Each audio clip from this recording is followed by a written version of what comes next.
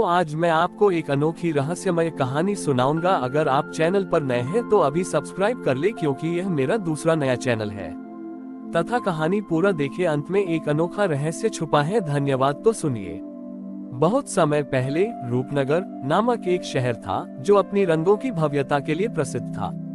रूपनगर के राजा विक्रांत कला और उत्सवों के बहुत बड़े प्रेमी थे। विक्रांत ने ये नियम बना रखा था कि दुर्गा पूजा के 9 दिन हर दिन माँ दुर्गा के एक विशेष रूप की पूजा एक विशेष रंग के साथ की जाएगी। हर साल नगर के लोग इस रंग प्रतियोगिता में उत्साह से भाग लेते थे, जिसका पंडाल, वेशभूषा और प्रसाद राजा द्वारा घोषित किए गए रंग से सबसे अधिक मेल खाता था, उसे सर्वश्रेष्ठ भक्त का पुरस्कार मिलता था। इस वर्ष राजा ने एक कठिन शर्त रखी। जो भक्त 9 दिनों तक हर दिन माँ के बताए गए 9 दिव्य गुणों को अपने आचरण में लाएगा, वही असली पुरस्कार का हकदार होगा। सारा रूपनगर रंगों की तैयारी में व्यस्त हो गया। हर कोई बेहतरीन रेशमी कपड़े, रंगीन फूल और भव्य सजावट पर पैसा खर्च कर रहा था, लेकिन कोई भी 9 दिव्य गुणों की बात पर ध्यान नहीं दे रहा था। उनका ध्यान केवल बाहरी रंग पर था। उसी नगर में एक वृद्ध और निर्धन मालाकार रहता था, जिसका नाम था गोविंद। गोविंद की आंखों की रोशनी कमजोर हो चुकी थी, इसलिए वह रंगों को ठीक से पहचान नहीं पाता था।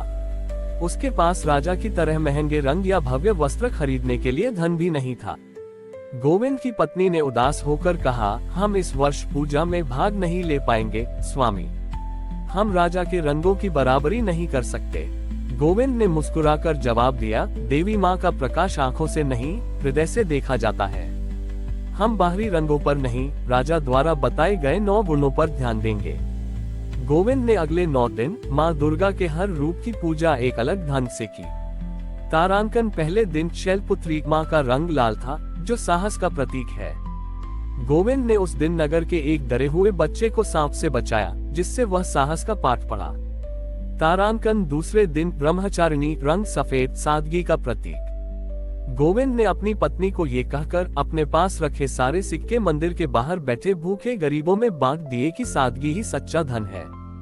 तारांकन तीसरे दिन चंद्रघंटा रंग नारंगी, शक्ति का प्रतीक। गोविंद ने अपनी शारीरिक शक्ति का उपयोग नगर की साफ सफाई में किया, जिसे सब छोड़ चुके थे। गोविंद रोज एक नया दैवीय गुण अपने कर्म में उतारता रहा। उसके पंडाल में न कोई विशेष रंग था, न कोई भव्यता। वह बस साधारण ताजे फूल चढ़ाता था। 9वें दिन जब सभी राजा के सामने अपने रंगीन पंडालों की भव्यता दिखा रहे थे, राजा ने गोविंद की ओर देखा। गोविंद का पंडाल सबसे सादा था, उसके वस्त्र रमैले थे और वह एक कोने में शांत बैठा था। राजा ने पूछा, गोविंद, तुम्हारा रंग कहाँ है? तुमने 9 दिनों में अपनी पूजा में कौन सा रंग इस्तेमाल किया? गोविंद ने आंखें बंद की और हाथ जोड़कर कहा, महाराज, मैं रंगों को पहचान नहीं पाता। मैंने तो माँ दुर्गा के गुणों को पूजा का रंग बनाया। पहले दिन साहस का लाल रंग, दूसरे दिन सादगी का सफेद रंग, तीसरे दिन सेवा की शक्ति का नारंगी रंग। मैंने हर दिन अपने कर्मों से माँ के 9 गुणों को रंगा है। यही मेरी पूजा है। गोविंद के इतना कहते ही आसमान में बिजली कड़की और मंदिर के ऊपर एक अद्भुत इंद्रधनुष प्रकट हुआ। इंद्रधनुष का प्रकाश सीधा गोविंद पर पड़ा। एक आकाशवाणी हुई, हे रूपनगर के वासियों, मैंने तुम्हें 9 रंग दिए ताकि तुम मेरे 9 गुणों को याद रखो, लेकिन तुम बाहरी रंग में इतने खो गए कि भीतरी सूत्र को भूल गए। गोविंद की आंखों में भले ही रंग न दिखे हो, पर उसने अपने कर्म से मेरे हर गुण को जिया है। सच्चा उत्सव बाहरी रंग बिरंगी सजावट में नहीं, बल्कि मन के शुद्ध और तेजस्वी आचरण में है। राजा विक्रांत और नगर के लोगों को अपनी भूल का एहसास हुआ। उन्होंने गोविंद को सर्वश्रेष्ठ भक्त का पुरस्कार दिया, लेकिन गोविंद ने उसे स्वीकार करने से मना कर दिया। उसने कहा, मेरा सबसे बड़ा पुरस्कार तो माँ का ये संदेश है। उस दिन के बाद रूपनगर में दुर्गा पूजा केवल रंगों का त्योहार नहीं रहा, बल्कि 9 दिनों तक 9 दिव्य गुणों को अपने आचरण में उतारने का महापर्व बन गया। ये कहानी हमें सिखाती है कि धर्म का असली रंग केवल पूजा के वस्त्रों में नहीं, बल्कि हमारे आचरण की पवित्रता और दिव्य गुणों के पालन में झलकता है। गोविंद के कर्म और विनम्रता से मिली आकाशवाणी ने राजा विक्रांत के हृदय को पूरी तरह से झकझोर दिया था। राजा को महसूस हुआ कि जिस बाहरी भव्यता को वह सालों से धर्म मान रहा था, वह वास्तव में अहंकार और दिखावे की धूल थी। राजा ने तुरंत सिंहासन से उतरकर गोविंद के चरणों में झुकना चाहा, लेकिन गोविंद पीछे हट गया और बोला, महाराज, आप राजा हैं और मैं आपका सेवक। यदि आप प्रायश्चित करना चाहते हैं तो यह विनम्रता मुझसे नहीं बल्कि उन असहाय लोगों से दिखाए जिनकी आपने भव्यता के नशे में उपेक्षा की। राजा ने गोविंद की बात मान ली और उसी क्षण एक बड़ा निर्णय लिया। उसने घोषणा की कि अगले साल से दुर्गा पूजा का पुरस्कार उस व्यक्ति को नहीं मिलेगा जो सबसे अधिक पैसे खर्च करेगा, बल्कि उस व्यक्ति को मिलेगा जो गोविंद के 9 गुणों को अपनाते हुए सबसे अधिक निस्वार्थ सेवा करेगा। राजा ने खुद अपना प्रायश्चित शुरू किया। तारांकन महल का त्याग, उसने अपने महल के सबसे भव्य कमरों को छोड़ दिया और एक साधारण कुटिया में रहने लगा। उसने अपने राजकीय वस्त्रों को त्याग कर गोविंद के समान सादे वस्त्र धारण किए। यह उसका सादगी का सफेद रंग था। तारांकन सेवा का सूत्र, राजा ने गोविंद को अपना धर्मगुरु घोषित किया और गोविंद से पूछा कि वह कैसे सच्ची सेवा कर सकता है। गोविंद ने राजा को शहर के सबसे गंदे और उपेक्षित इलाके में ले जाकर वहां की सफाई का कार्य सौंपा।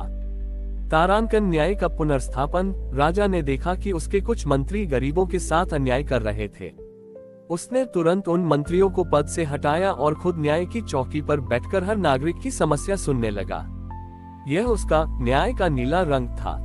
जब राजा, जो कभी हीरे जवाहरात से घिरा रहता था, अब अपने हाथों से मिट्टी और कूड़ा साफ करने लगा, तो रूपनगर के लोगों को बहुत आश्चर्य हुआ। कुछ धनी लोगों ने राजा का मजाक भी उड़ाया, लेकिन राजा शांत रहा। उसे पता था कि वह अब असली देवी की पूजा कर रहा है। अगले साल जब दुर्गा पूजा का समय आया, तो न तो कोई भव्य प्रतियोगिता थी और न ही महंगे रंगीन पंडाल।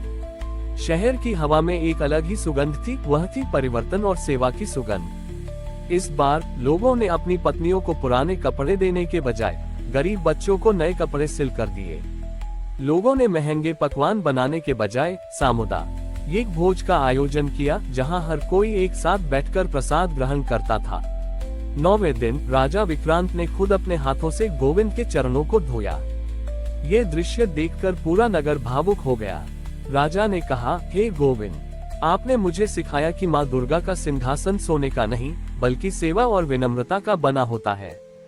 मेरे लिए इस साल का सबसे बड़ा रंग मन की शांति का है, जो मुझे आपके दिखाए मार्ग पर चलकर मिला है।